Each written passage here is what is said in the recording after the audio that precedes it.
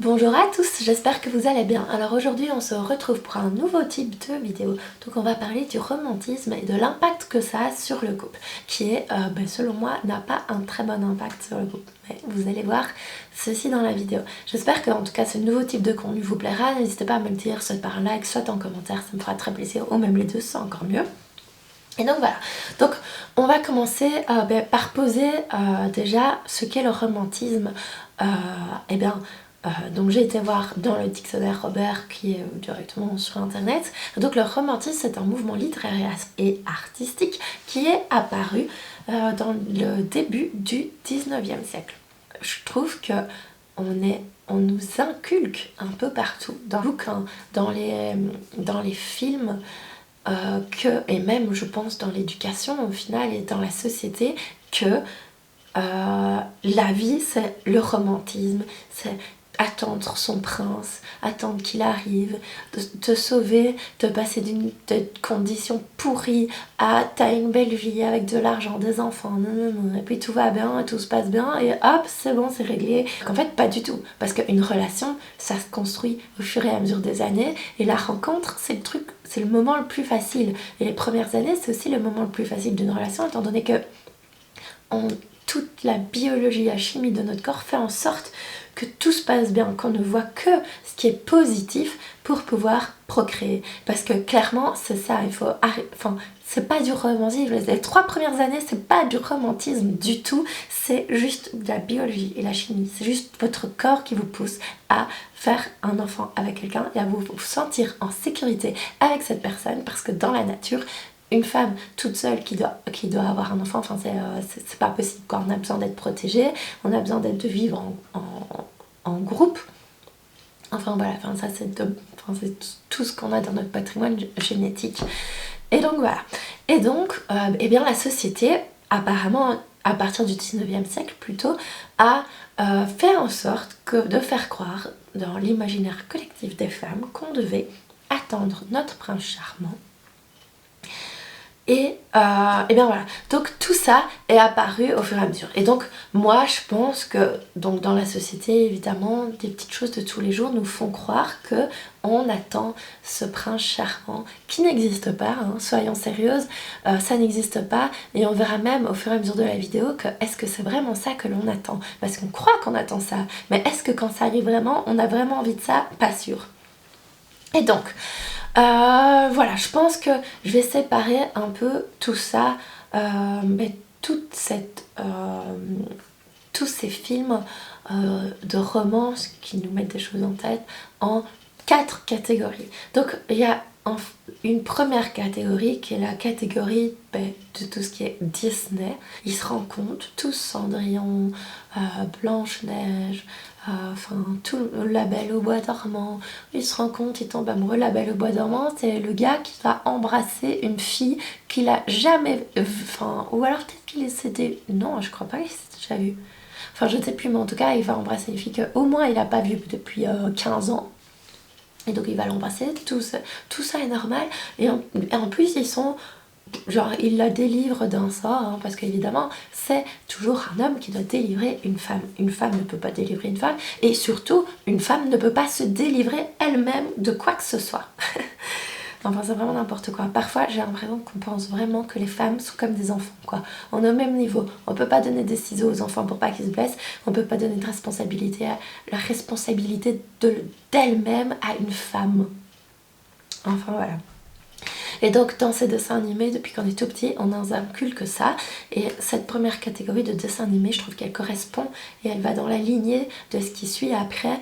Ce sont les films romantiques du genre Roméo et Juliette, qui nous font croire que on rencontre quelqu'un, c'est le coup de foudre. Donc là c'est toujours, vous voyez, depuis que vous avez, je sais pas moi, on va dire 4-5 ans jusqu'à vos 16 ans, vous regardez que des trucs qui vous font croire que vous rencontrez quelqu'un, c'est le coup de foudre, alors que c'est pas comme ça que ça fonctionne. Vous rencontrez quelqu'un, ou quelqu'un vous rencontre, et ce qui se passe, c'est que vous le trouvez beau, vous le trouvez sexy, vous le trouvez à votre goût, vous trouvez qu'il est charismatique, vous trouvez, je sais pas moi, qu'il a un beau corps, voilà, mais c'est tout. il faut arrêter de faire comme si vous ne pouvez pas être amoureuse de quelqu'un que vous rencontrez comme ça, que vous ne connaissez pas. Pour moi, on est amoureux d'une personne complète. On est amoureux de... forcément, on aime son apparence, mais on aime aussi son intellect, on aime sa façon de penser, on aime sa façon d'être passionné dans les différentes choses qui l'intéressent, on aime sa façon d'être avec vous ou d'être avec nous ou d'être tout court avec les autres, sa façon de se comporter, etc. Et donc nous les femmes, on ne tombe pas amoureuse de quelqu'un comme ça juste en le voyant ou juste en lui disant bonjour. Et inversement, un homme, contrairement à ce qu'on nous fait croire dans les dessins animés et dans les films du genre Roméo et Juliette, un homme ne tombe pas amoureux de vous parce qu'il vous a vu ou parce qu'il vous a parlé 3 fois. Et c'est ça que ça fait un peu porter à confusion, et je pense que certaines femmes ont l'impression de n'être jamais tombée amoureuse comme ça, donc ne laisse de chance à aucun homme parce que elles ressentent pas ce qu'on voit à la télé, elles ressentent, ou ce qu'on nous inculque, elles ne ressentent pas ce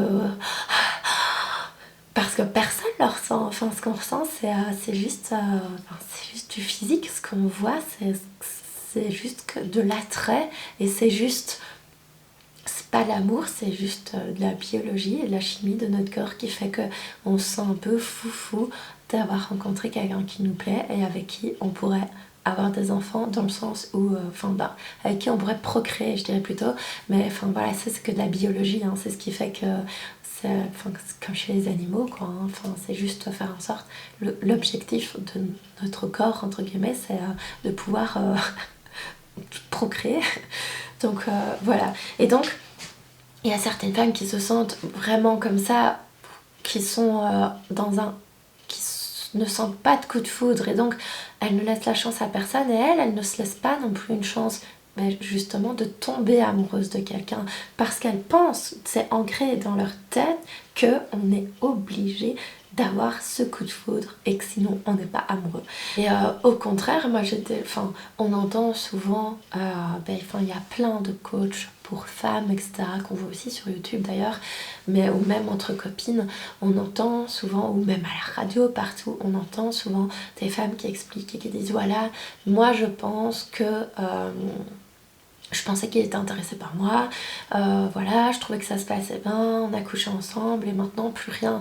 Mais c'est parce que il n'est pas amoureux de vous, et nous on a l'impression qu'on peut rencontrer quelqu'un qui va être amoureux de nous comme ça au premier regard, et honnêtement c'est ce qu'on a ancré dans notre tête, et c'est ce que, on en rêve toutes, que quelqu'un nous rencontre et qu'il soit éperdument amoureux de nous sans nous connaître. Et donc au final, on en rêve, mais en même temps on se dit ça n'a pas de sens. Alors il est amoureux de quoi? De mon physique et pas de qui je suis, et donc c'est pas intéressant. Mais je veux dire, vous voyez, quand on commence à y réfléchir un peu, à décortiquer et à ouvrir un peu, à réfléchir un peu plus loin, on se rend compte que on nous fait croire des trucs quand même de fous, complètement aberrants. Et ça, depuis tellement longtemps, et c'est tellement toute la société, que même, quand on était petite, qu'on parlait entre copines, on parlait des Disney, et on se disait, ah ouais, ça serait trop bien, moi, mon prince charmant, il sera comme ça. Mais c'est la folie, quoi. Alors que vous avez déjà entendu un petit garçon dire, ah, moi, ma princesse, elle sera comme ça. Non, les petits garçons, je veux dire, ils sont pas du tout élevés dans cette façon de faire, et ce sera plutôt, moi, je serai un chevalier, je défendrai tout le monde, et voilà, mais c'est pas, vraiment, je trouve que les femmes, on nous met tellement de choses en tête, et on nous met dans un rôle de être la femme de, être la fille de, et nous, alors là-dedans, nous, on est quelqu'un. On n'a pas besoin d'être marié à quelqu'un ou d'être en couple avec quelqu'un pour être quelqu'un, on est quelqu'un. Et donc voilà, dites-moi ce que vous en pensez. En tout cas, on nous fait croire aussi que c'est votre prince charmant qui vient à vous, hein. Ça me fait penser à la chanson, c'était dans Cendrillon, la chanson Un jour mon prince viendra. Pourquoi attendre? Vous pouvez, il y a des personnes qui ne se mettent toujours en couple que parce que l'autre est venu vous draguer. Pourquoi vous, en tant que femme, vous n'auriez pas la possibilité et le choix de vous dire lui, il me plaît bien, j'ai envie d'aller lui parler, de voir comment elle est, et pourquoi pas vous choisir qui vous voulez rencontrer et pas attendre que quelqu'un vous rencontre. Et voilà, en tout cas, moi je trouve que dans tout ça, il y a quand même vraiment un problème, c'est que la femme doit attendre passivement qu'on lui change la vie, que son prince charmant arrive. Elle n'a pas le droit de décider qui le sera, et en plus, on vous fait croire que ce prince charmant réglera tous vos problèmes, alors que ce n'est pas ça. Vous réglez vos problèmes, vous êtes responsable de votre bonheur. Et bien sûr, votre bonheur dépend aussi forcément si vous êtes marié. Moi, je sais bien, je suis avec mon compagnon depuis en fin d'année, ça fera 13 ans. Mais forcément que mon bonheur dépend aussi du sien. Je veux dire, on est heureux ensemble, bien évidemment. Mais je veux dire, je ne vais pas me suicider si un jour il nous arrive quelque chose ou il lui arrive quelque chose. Et inversement, s'il m'arrive quelque chose, mais j'ai pas envie qu'il se suicide ou qu'il ait plus d'envie de vivre ou qu'il soit plus jamais heureux, qu'il rencontre quelqu'un d'autre, il rencontrera quelqu'un d'autre, et voilà. Mais bon, évidemment, j'espère qu'on finira nos jours ensemble, mais voilà, je veux dire, personne n'est dépendant d'un autre, et autant les hommes sont indépendants, je veux dire, émotionnellement, alors que les femmes, émotionnellement, mais on leur a appris que tu peux pas être indépendante émotionnellement, quoi. Maintenant, tu peux être dans une société, tu peux avoir ton travail, tu dois avoir ton travail même, etc. Mais par contre, tu es quand même dépendante de l'amour. Tu dois attendre ton prince charmant, attendre ceci, attendre cela, que quelqu'un délivre, Et je trouve vraiment que tout ça, c'est tellement, tellement dans notre tête que quasi on trouve ça normal. Et donc, ensuite, on a une autre catégorie, c'est la catégorie plutôt des comédies romantiques que j'ai aussi énormément regardées quand j'étais ado, quand j'avais 13, 14, 15 ans, c'était la folie. Et là, je pense plutôt aux films du genre Marie à tout prix. Alors, je pense que vous avez toutes rigolé en regardant ce film, mais quand on décortique un peu, on se dit, là, c'est vraiment un cliché, je trouve que c'est tellement vrai, en gros, on a quand même un homme qui poursuit une femme un peu partout pour essayer de la rencontrer, pour savoir ce qu'elle aime bien, pour pour la pâter en fait, et pour qu'elle tombe amoureuse de lui. Mais donc il fait plein de trucs complètement inadaptés. En réalité, quelqu'un vous suit comme ça partout où vous allez, mais c'est flippant, vous appelez les flics et vous avez hyper peur, c'est pas romantique. Et tout le monde se dit, ah mais c'est mignon, c'est parce qu'il est amoureux d'elle, alors il dérape, il exagère. Mais depuis quand on est amoureux, on peut déraper et c'est bien? Pas du tout, c'est pas bien.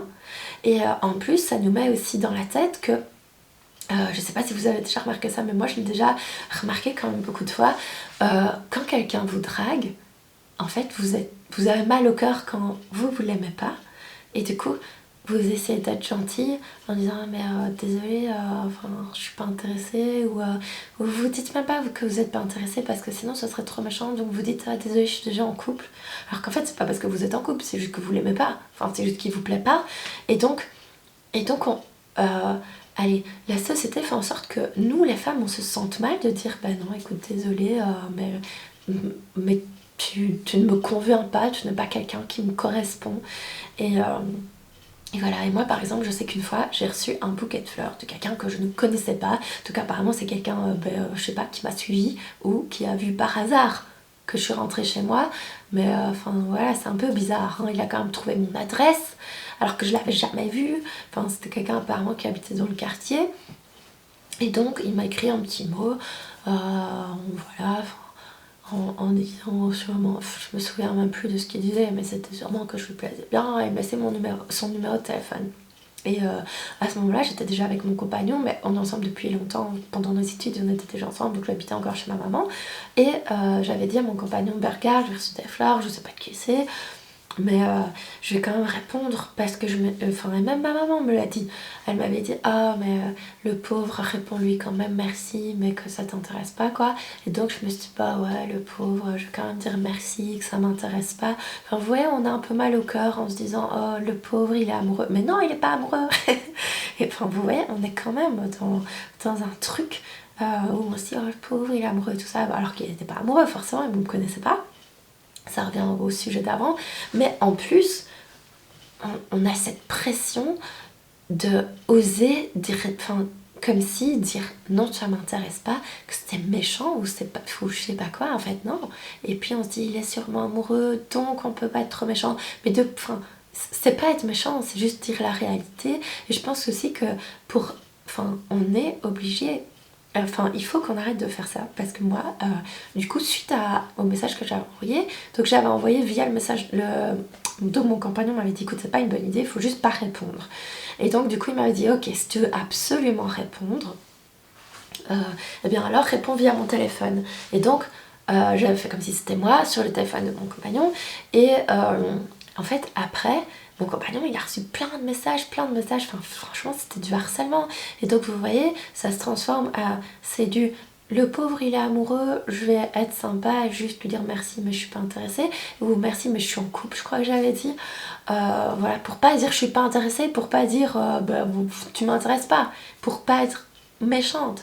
Et au final, il a harcelé vraiment plein de messages et tout, jusqu'à ce que mon compagnon lui dise écoute, ici c'est son compagnon, c'est sur mon téléphone, c'est avec mon téléphone qu'elle a envoyé, et peut-être qu'il a même supprimé je sais plus, c'était lui qui avait géré au final, donc je l'avais mis dans une mauvaise position, le pauvre. Mais voilà, et donc on nous inculque tout ça, on nous fait croire que c'est pas bien, qu'il faut pas trop refuser, un peu comme si on n'avait pas le droit de refuser, de dire qu'on n'est pas intéressé, quoi. Alors que, voilà, pas du tout. Et donc, voilà, au contraire, en fait, parfois, du coup, maintenant, avec les expériences, vu que j'ai 30 ans, 30 ou 31, ouais, j'ai 31 ans, donc après 31 ans, je me rends compte qu'en fait, il faut pas être trop gentil et il faut dire non. Et c'est tout. Et même parfois, c'est même avec des amis où vous avez un ami et vous vous dites ah mais oui, mais le pauvre, il est amoureux de moi, il faut pas que je sois trop méchante. Mais en fait, je pense que le mieux pour la personne, c'est de casser, c'est tout. Et tu dis au revoir, salut. Et tant pis, parce que sinon, lui, il reste dans ce truc de peut-être qu'un jour elle m'aimera, peut-être qu'un jour elle m'aimera. Mais pour là, c'est quand c'est quelqu'un qui vous connaît, qui vous aime déjà. Ouais, c'est un peu compliqué. Enfin, soit. Et alors, il y a aussi une autre catégorie de films qui est apparue aussi depuis quelques années. Je trouve que ça, c'est pas c'est très actuel. En tout cas, c'est pas quelque chose qu'on ancre un peu en nous depuis longtemps, mais ça reste toujours dans cette catégorie. C'est les films du genre 365 jours. Donc, si vous ne connaissez pas, que vous comptez le regarder, passez quelques minutes, le temps que j'explique rapidement, mais je vais faire un petit topo qui vous donnera pas envie de le voir. Hein. Mais voilà, et si vous connaissez déjà, voilà, écoutez mon petit débrief. Donc, en gros, c'est un homme, qui voit quelqu'un comme ça, enfin, je veux dire, il voit quelqu'un, il tombe amoureux, soi-disant, et de là, qu'est-ce qu'il décide de faire? Eh bien, tout simplement, de la kidnapper pour 365 jours. Et il lui dit, si tu tombes pas amoureuse de moi dans les 365 jours, alors, ok, je te laisserai partir. Donc, en fait, enfin, c'est un truc de fou, hein, quand je vous raconte comme ça, c'est quand même un truc de fou. Et en gros, il compte clairement sur le syndrome de Stockholm, les gars, c'est ça. Kidnapper quelqu'un où la victime devient amoureuse de son kidnappeur, c'est le syndrome de Stockholm en plein. Donc en fait, c'est quand même un truc de fou. Et alors, ce gars en plus, alors apparemment, enfin, il a été conçu, entre guillemets, dans le film, parce que moi c'est pas du tout mon style, mais il a été conçu pour être beau, vous voyez, il est grand, il est musclé, il est ténébreux, et voilà, et il a été conçu pour que les femmes se disent « Ah, c'est le genre d'homme que j'aimerais ». Alors que pas du tout. Mais en plus, il est violent. Enfin, à un moment, il y a une scène où il la prend comme ça à la gorge, donc elle était en train de se doucher. Et, enfin, il y a un peu... C'est quand même malsain, parce que elle tombe un peu amoureuse, elle veut coucher avec lui, et il couche avec une prostituée aussi devant elle, et elle, apparemment, ça excite. Enfin, c'est un truc de fou. Et alors... Enfin, je veux dire, quand on voit ça dans le film, on le vit pas comme ça. Hein. Ça fait passer comme si c'était romantique. Mais quand je raconte maintenant, évidemment, vous vous dites c'est un truc de fou. Mais donc, soit il la prend par la gorge comme ça pour l'embrasser. Donc, genre, il la retourne comme ça par la gorge. Qui aime bien ça? Qui aime bien ça? Personne.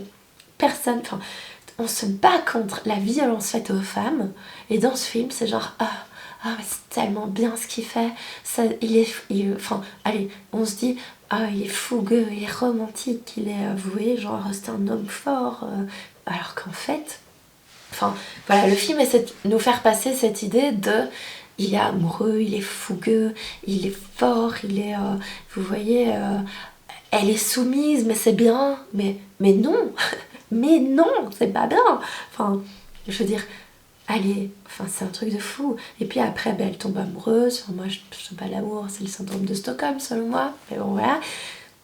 Et donc lui, enfin je veux dire, comment enfin je veux dire, à moins d'avoir voilà un problème psychologique qui suit un traumatisme psychologique, tu peux pas tomber amoureuse. Et du coup j'ai regardé un peu pour voir si ce film avait bien fonctionné, et donc je me suis rendu compte que, enfin un peu tard, mais ce film provient d'un roman.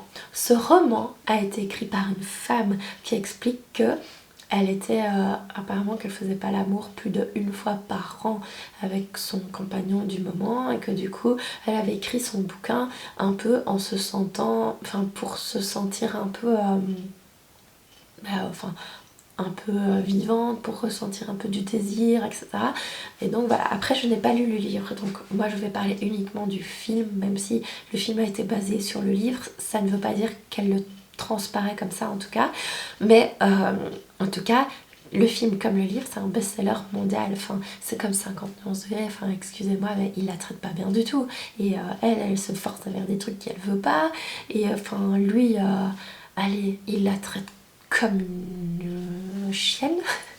Et, et voilà, et donc ce que je vous dis, c'est que dans ce film, on essaie de nous faire croire que c'est trop bien, que c'est romantique. Et il y a plein de femmes qui ont aimé ça, parce que vraiment, enfin je sais pas comment ça se fait, mais la société arrive à nous endoctriner depuis des dizaines et des dizaines d'années au fait que le le fait qu'un homme soit amoureux peut le rendre jaloux, possessif, violent. Enfin non, c'est pas possible quoi. Quand t'es amoureux de quelqu'un, tu la frappes pas, tu l'étrangles pas, tu l'obliges pas à faire tout ce que t'as envie de faire. Enfin ça c'est pas être amoureux, ça s'appelle de l'esclavagisme. Mais et donc voilà, et donc même moi quand je l'ai vu pour la première fois, je me suis dit ah punaise, c'est trop romantique, il est passionné et tout, mais enfin, et après en y réfléchissant, en y discutant avec mon compagnon, et enfin mon compagnon pareil il m'a dit mais enfin si je te fais ça en vrai, mais tu me gifles et tu me quittes, tu vas jamais accepter que je te fasse un truc pareil, genre je vais, enfin je sais pas si vous avez déjà vu sur YouTube ou sur Facebook, il y avait une vidéo qui traînait comme ça. On voyait justement cette scène où il prend du coup dans le film sa femme comme ça, enfin sa détenue comme ça, et pour l'embrasser, et alors après on voit juste après donc du coup un homme comme ça qui va vers sa femme et qui la prend comme ça, mais elle l'a frappé, mais bien évidemment, mais en réalité c'est ça, mais cette femme qui l'a pris comme ça, enfin je veux dire, je suis sûre que si elle avait vu le film, elle s'est sûrement dit en le voyant ah punaise, il est entreprenant, il est enfin vous voyez, passionné, alors que enfin voilà. Et donc c'est dingue parce que en gros, pour résumer tout ça, c'est que le romantisme, ok, on a l'impression que c'est bien, on a l'impression que ça peut faire de votre couple quelque chose d'extraordinaire, alors qu'en fait, ça met énormément de pression sur le couple. Parce que vous attendez quelque chose de votre compagnon, vous ne lui dites pas en plus, parce que évidemment, nous les femmes, on est faites pour attendre. Donc, on ne lui dit pas, mais on attend qu'il le fasse. Et donc, enfin, ça c'est un comportement typiquement de femme. Je pense qu'on a vraiment été endoctrinés toute notre vie pour réagir comme ça. Et donc, combien d'hommes disent t'avais qu'à me le dire clairement alors, comment tu veux que moi je le devine? Et puis c'est vrai, comment? Ils peuvent pas deviner, parce que en plus eux ils pensent pas comme nous, parce qu'à la rigueur entre deux femmes, si elles ont toutes les deux suivi, vous voyez, on a un mécanisme de cerveau, et puis de sorte à ce que on voit les films d'une autre manière que les hommes. Et donc ben voilà, on est un peu endoctriné là-dedans, et donc entre copines, on va se dire bah ouais, moi je comprends pas pourquoi il fait pas ça, et puis notre copine va nous dire bah ouais, moi non plus, il fait pas ça, c'est quand même pas compliqué, mais pour eux, ça leur vient pas à l'esprit. Et enfin, avec mon compagnon, on en discute souvent, et on fait souvent le parallèle avec les films porno. Parce que les films porno, c'est un peu le parallèle chez les hommes, vous voyez, dans le sens où on dit tout le temps, il faut apprendre aux jeunes, aux ados, que les films porno, c'est pas la réalité. Et par ça, on parle principalement des jeunes garçons, puisque les jeunes filles, même si elles regardent des films porno, elles ne sont pas... elles le voient pas de la même façon parce qu'elles ont ce côté édulcoré romantique, vous voyez. Tandis qu'un homme, ben, enfin voilà, il voit un film porno, voilà, au début les ados qui connaissent pas encore, qui n'ont pas encore testé avec les femmes, et même je pense des adultes, même qui ont déjà testé, je pense qu'il y en a qui ne sont pas trop au courant de comment ça se passe en réalité. Mais donc voilà, on fait un peu le la comparaison, et c'est un peu comme si les hommes attendaient de nous les femmes qu'on soit aussi bonne que la meilleure des actrices porno, quoi. Alors que c'est pas la réalité, c'est pas ce qu'on cherche, et au final c'est pas ce que eux cherchent non plus. Même si on essaie de faire croire que les hommes veulent ce genre de truc, mais on essaie de faire croire que les femmes veulent du romantisme. Mais et donc voilà, on faisait un peu ce parallèle, et dans un couple, en quoi le romantisme peut casser justement peut casser un couple, c'est que on a des attentes vis-à-vis des hommes qui sont déjà élevées, qui ne correspondent pas du tout à la manière de fonctionner d'un homme, et qu'en plus on leur dit pas. Et en plus de tout ça, toutes ces attentes, est-ce qu'elles sont vraiment fondées? Est-ce que ce sont vraiment nos attentes à nous en tant que personne, ou est-ce que ce sont des attentes qu'on nous a façonnées au fur et à mesure du temps? Et par exemple, je pensais, pour mon anniversaire, mon compagnon m'a dit, ben voilà, pour ce jour-là, prends un jour de congé, je te fais une petite surprise. Et c'est vrai que vous imaginez bien en plus de 12 ans qu'on est ensemble, que par moment, je lui ai déjà dit plusieurs fois, ah mais enfin, c'est toujours moi qui organise les trucs, les sorties, tout ça. Moi j'aimerais bien aussi que tu le fasses de temps en temps. Et voilà. Et là par exemple, il l'avait fait. Mais c'est un truc, enfin je veux dire, j'entends plein de femmes se plaindre de ça, se plaindre que leur compagnon ne prend pas les choses en main pour faire des sorties, etc. Et donc, et bien voilà, il avait organisé ça pour moi. Et en fait, je vivais mal de ne pas savoir ce qu'on allait faire. Et en plus, moi, j'avais une idée de ce que je voulais faire pour mon anniversaire. Enfin, soit je voulais aller plus loin, etc. Et du coup, en fait, on a quand même fait ce que je voulais. Et je me suis rendu compte que, eh ben, en fait, je lui ai demandé quelque chose, sauf que c'était pas ça que je voulais. Enfin, je veux dire, dans ma tête, je voulais ça parce que j'avais vu dans les films qu'il y avait des hommes qui prévoyaient des super surprises, des trucs faramineux et tout. Et je me suis dit, ah, mais c'est ça que je veux. Mais non, mais non. Moi, j'aime bien préparer les trucs comme ça, j'aime bien organiser, j'aime bien savoir ce qu'on va faire. Et voilà, enfin, je suis peut-être une mania de la gestion du temps, hein, mais en tout cas, moi j'aime bien faire ça, et c'est même pas que j'aime bien faire ça, c'est que j'aime pas quand on le fait à ma place. Et donc, au final, parfois on communique, mais on communique même des besoins, entre guillemets, on communique des besoins qui nous ont été inculqués et pas nos propres besoins. Et c'est quand même incroyable qu'on arrive comme ça à se faire manipuler, entre guillemets, par tout ça, jusqu'à ce qu'on change nos réels besoins, et qu'on croit qu'on veut quelque chose alors que c'est pas ça qu'on veut. Et il y a plein ici comme ça, je sais pas trop vous dire d'exemples, mais je pense qu'il y en a plein. Et donc voilà, comme conclusion à tout ceci, je pense que le plus important, c'est justement de se remettre en question. Et voilà, quand on peut regarder ce genre de film, on peut lire ce genre de bouquin, mais vraiment à la fin de tout ça, essayer de faire le tri entre ce qui est de la fiction ce qui est réellement possible, ce que vous voulez vraiment, ce qu'on essaie de vous faire croire qui est bien pour vous. Et voilà, il faut essayer de faire une distinction. Et en tout cas, à partir du moment où quand vous discutez, par exemple, avec vos amis, vous vous rendez compte que toutes les deux, ou toutes les trois, ou toutes les 15, vous vous rendez compte que vous dites que vous voulez toutes la même chose, c'est peut-être qu'il y a un problème. C'est peut-être tout simplement que c'est la société qui vous a inculqué quelque chose. Et si elles veulent toutes la même chose et que leur compagnon ne leur fournit pas cette chose, c'est peut-être aussi que tout simplement les hommes ne sont pas faits pour fournir cette chose en question et que ce n'est pas naturel pour eux de le faire. Alors bien évidemment, ils peuvent faire des efforts, mais enfin, ils peuvent pas faire des efforts H24 pour être le prince charmant. Enfin, on peut pas demander à quelqu'un de changer complètement pour devenir un prince charmant parce que nous, on ne sera jamais des, euh, des actrices de films porno avec eux. Donc voilà, en tout cas, écoutez, je vous souhaite à tous une excellente journée. J'espère que cette vidéo vous aura plu.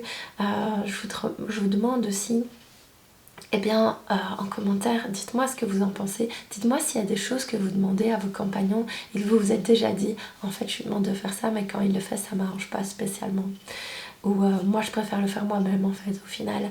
Et voilà. Et dites-moi si vous avez déjà ressenti ce poids du romantisme dans votre couple ou pas.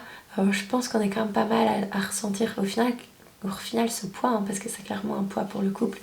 Et voilà, bien évidemment, je suis ouverte à tous vos commentaires si vous pensez autrement. Et dites-le moi, dites-le en commentaire aussi pour les autres, que voilà, tout le monde voit qu'il n'y a pas qu'un seul avis. Mais en tout cas, écoutez, à très bientôt.